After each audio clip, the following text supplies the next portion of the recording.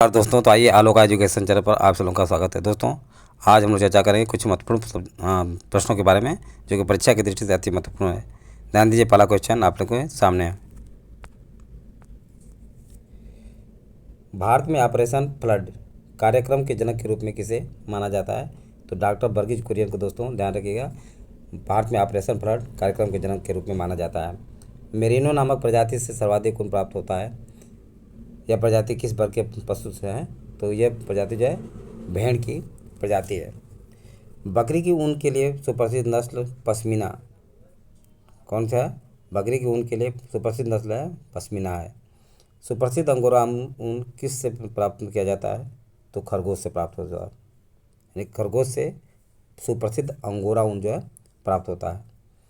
राष्ट्रीय दुग्ध दिवस किस तिथि को मनाया जाता है? तो 26 नवंबर को दोस्तों जो है ध्यान रखिएगा, राष्ट्रीय दुग्ध दिवस मनाया जाता है। और इसी तारीख को यानी 26 नवंबर को संविधान दिवस के रूप में भी मनाया जाता है। संविधान दिवस के रूप में भी मनाया जाता है। भारतीय पशु चिकित्सा विज्ञान अनुसंधान संस्थान अवस्थित है कहाँ पे? बरेली में। बरेली में भारतीय पशु चिकित्सा विज्ञान अनुसंधान संस्थान स्थित है। मेढक की आँख जैसा पत्ती पर धब्बा रोग सोयाबीन में किसके द्वारा उत्पन्न होता है? तो ये कवक के द्वारा होता है। कवक के द्वारा मेढक की आँख जैसा पत्ती पर धब्बा रोग सोयाबीन में होता है। स्वतंत्रता के पश्चात प्रथम औद्योगिक नीति कब बनी? तो 1948 ईस्वी में बनी थी। किस औद्योगिक नीति में लघु क्षेत्र को 3 वर्गों में व्यक्त किया गया था? तो औद्योगिक नीति 1970 में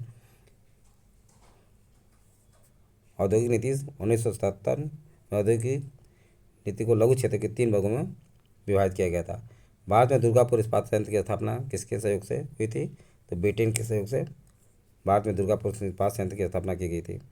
उदारीकरण, निजीकरण और भूमंडलीकरण की नई आर्थिक नीति घोषित की गई थी किसके? पूर्व प्रधानमंत्री पीवी नरसिम्हा राव के समय में। पूर्व प्रधानमंत्री पीवी नरसिम्हा राव के समय में उदारीकरण, निजीकरण और भूमंडलीकरण की नई आर्थिक नीति घोषित की गई थी। नेक्स्ट, भारतीय प्रशासनिक सेवा और भारतीय पुलिस सेवा IPS को समाप्त करने की सिफारिश किस आयोग ने की थी? तो राजमन्नार आयोग ने की थी। राजमन्नार आयोग दोस्तों जो ध्यान रखिए, प्रशासनिक सेवा और भारतीय पुलिस सेवा IPS को समाप्त करने की सिफारिश की थी। संघ लोक सेवा आयोग की प्रथम महिला अध्यक्ष कौन थी? तो रोज मिलियन बैथ्यू दोस्तों जो है संघ लोक सेवा आयोग की प्रथम महिला अध्यक्ष थी। लोकपाल संस्था में अध्यक्ष के अतिरिक्त कितने सदस्यों की नियुक्ति होती है जिनका कार्यकाल 5 वर्ष का होता है? तो 8 अतिरिक्त सदस्य होते हैं। 8 अतिरिक्त सदस्य होते हैं।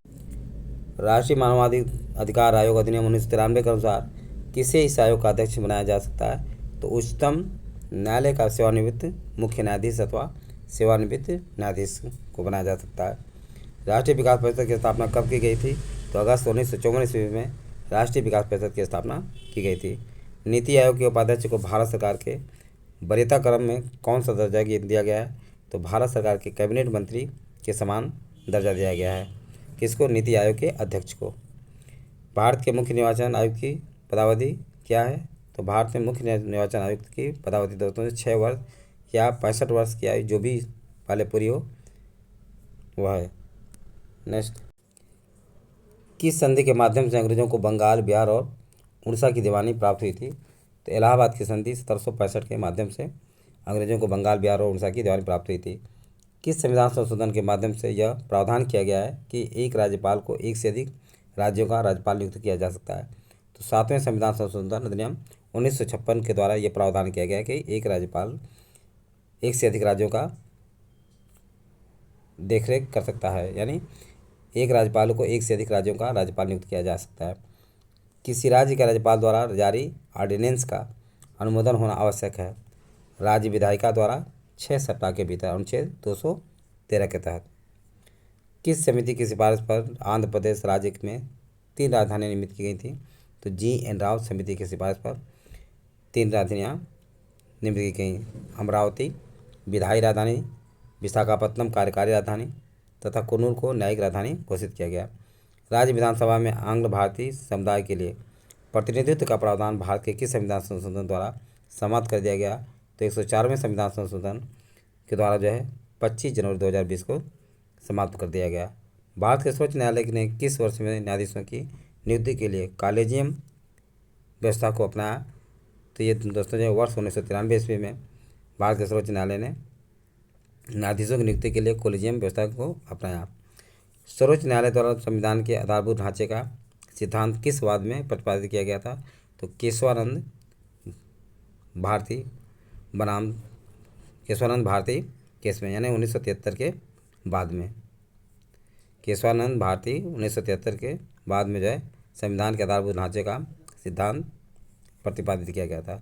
तो ये सारी बातें आपको समझ में आ गया होगा। यदि वीडियो अच्छा लगा हो तो सब्सक्राइब करो, लाइक और करें तथा अपने सगे से मेरे दोस्तों को शेयर करना न भूलें। थैंक यू दोस्त, नेक्स्ट वीडियो में मिलेंगे।